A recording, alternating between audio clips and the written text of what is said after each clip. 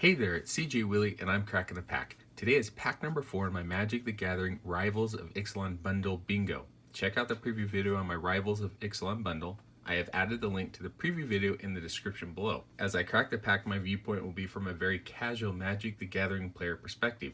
It will not be the viewpoint of Pro Tour or even Friday Night Magic grinder. It will be a kitchen table game of Magic, having fun with friends' opinion. Let's take a look at the bingo card and see what we need to pull. One of the Elder Dinosaurs, Curious Obsession, Wayward Swordtooth, Path of Discovery, the Free Space, because everybody deserves a free space, Legion Lieutenant, Alenda or Twilight Prophet, one of the rare legendary enchantments, a foil rare or mythic rare. Alright, let's get to cracking pack number 4.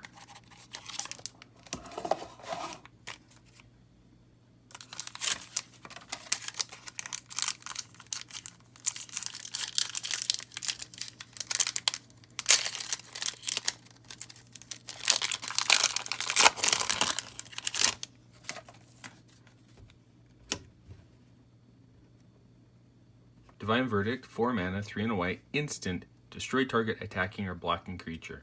In limited format, this is a great card. It's going to allow you to take out just about any attacking or blocking creature. The drawback is that you've got to have the creature attacking or blocking. It's just not a straight out destroy spell. River Darter, 3 mana, 2 and a blue, Merfolk Warrior at 2/3. River Darter can't be blocked by dinosaurs. In limited, this is a little slower for a merfolk creature. If you happen to be playing against an opponent that had dinosaurs, it went up quite a bit. Fanatical Firebrand, single red mana, Goblin Pirate at 1/1, has haste. You can tap it, sacrifice Fanatical Firebrand. It deals 1 damage to target creature or player. If you're able to play on turn 1, you got in for some damage. Later on in the game, it was also very useful against the white-blue Flyers deck. A lot of those creatures had a toughness of 1. It also worked really well with Enrage by pinging one of your dinosaurs and getting that added bonus. Suncrested Pterodon, 5 mana, 4 and a white, dinosaur at 2/5. It has flying. Suncrested Pterodon has vigilance as long as you control another dinosaur. You definitely only want to be playing this if you've got some other dinosaurs, because a 5 drop at 2/5, even though it's a flyer, isn't great unless you have that vigilance kick in. Dusk Legion Zealot, 2 mana, 1 and a black, Vampire Soldier at 1/1. When Dusk Legion Zealot enters the battlefield, you draw a card and you lose 1 life. In limited, you could get maybe 2 or 3 of these if the draft went well. On turn 2, putting this down, drawing a card, it just helped in furthering your ability to have card advantage over your opponent. Hunt the Weak, 4 mana, 3 and a green, sorcery. Put a +1/+1 counter on target creature you control. Then that creature fights target creature you don't control. This is interesting in that you didn't necessarily want to play it in the Merfolk deck, but you wanted to get it in the dinosaur deck. Being able to put a +1/+1 counter on one of your bigger dinosaurs and taking out another creature was an optimal play. Bombard, 3 mana, 2 and a red, instant. Bombard deals 4 damage to target creature. Perfectly fine red common in limited that's going to take out most of the creatures on your opponent's side unless they happen to be playing dinos. Snubhorn Sentry, single white mana, dinosaur at 0/3, has Ascend. Snubhorn Sentry gets +3/+0 as long as you have the Sadie's Blessing. In limited, this was a sneaky good creature. Early on, Snubhorn Sentry sat on the battlefield and clogged up the ground. It was surprising how well you were able to put together Ascend. Later on, it became a pretty cool 3/3 attacker. Kitesail Corsair, 2 mana, 1 and a blue, human pirate at 2/1. Kitesail Corsair has flying as long as it's attacking.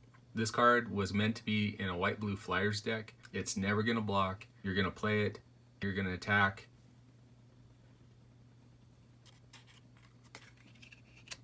Traveler's Amulet, 1 generic mana, artifact. For 1 generic, you can sacrifice Traveler's Amulet, search your library for a basic land card, reveal it, put it into your hand, then shuffle your library. This is a great card if you needed to splash a 3rd color, dinosaurs, or Pirates. The only drawback is that land goes into your hand, and if you've already played your land for the turn, you can't put another land onto the battlefield. Alright, we got a bingo square. Legion Lieutenant, 2 mana, 1 white, 1 black, Vampire Knight at 2/2. Other vampires you control get +1/+1. This was fantastic and limited. It was definitely a pack one, pick one. Once you picked it, you started building your vampire deck. There were plenty of white and black vampires to go around. Ravenous Chupacabra, another great uncommon. 4 mana, 2 generic, 2 black, Beast Horror at 2/2. When Ravenous Chupacabra enters the battlefield, destroy target creature and opponent controls. Ravenous Chupacabra is a card that you see quite frequently, not only in constructed play, but you see it in a lot of cubes. Versatile creature, enters the battlefield, takes out a creature, then sticks around as a 2/2 body. This is a card that will definitely compete with Legion Lieutenant to be pack one, pick one. Final uncommon is Cacaphodon, 4 mana, 3 and a green, dinosaur at 2/5. It has enrage. Whenever Cacaphodon is dealt damage, untap target permanent. This card worked okay. You could trigger the enrage to give one of your other dinosaurs or another creature pseudo vigilance, and in the right circumstance it also allowed you to untap a land that provided you some added mana to play another spell. Okay, will we get a great rare or a mythic rare and be able to mark off 3 bingo squares today?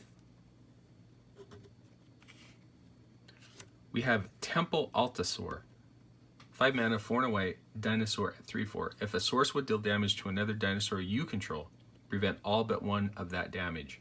In limited, in the dinosaur deck, this was great because it protected a lot of your dinos. If you'd built your board up really well with dinos, you played Temple Altasaur, it was virtually impossible for your opponent to kill off any of your dinosaurs. And then we have a forest and a 0/1 elemental token creature. At the beginning of your upkeep, sacrifice this creature and return target card named Rekindling Phoenix from your graveyard to the battlefield. It gains haste until end of turn. Would have been great to get Rekindling Phoenix along with this token, but as is, comes down to pack one, pick one.